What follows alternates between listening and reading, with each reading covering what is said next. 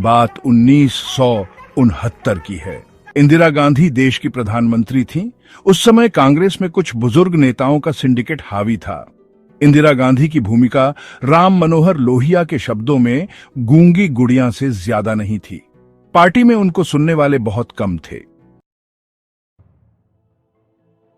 इंदिरा चाहती थीं कि वीवी गिरी को राष्ट्रपति बनना चाहिए, पर पार्टी में सक्रिय सिंडिकेट ने नीलम संजीव रेड्डी को राष्ट्रपति पद का उम्मीदवार बनाया था।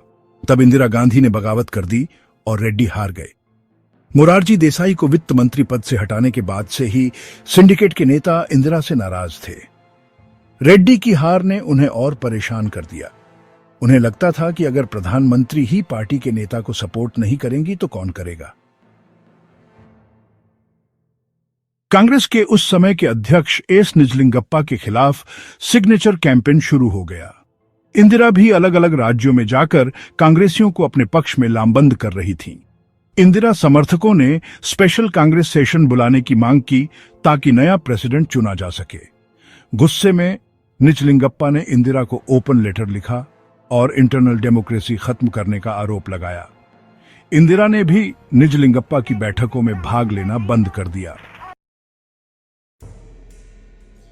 कांग्रेस वर्किंग कमेटी की 2 अलग अलग जगहों पर मीटिंग हुई, एक प्रधानमंत्री आवास में और दूसरी कांग्रेस के जंतर मंतर रोड कार्यालय में। कांग्रेस कार्यालय में हुई मीटिंग में इंदिरा को पार्टी की प्राथमिक सदस्यता से निकाल दिया गया और संसदीय दल से कहा गया कि वो अपना नया नेता चुन लें। इंदिरा ने कांग्रेस के 2 टुकड़े कर दिए। इंदिरा की पार्टी का नाम रखा गया कांग्रेस आर और दूसरी पार्टी हो गई कांग्रेस ओ। तब इंदिरा ने सीपीआई और डीएमके की मदद से कांग्रेस ओ के अविश्वास प्रस्ताव को गिरा दिया।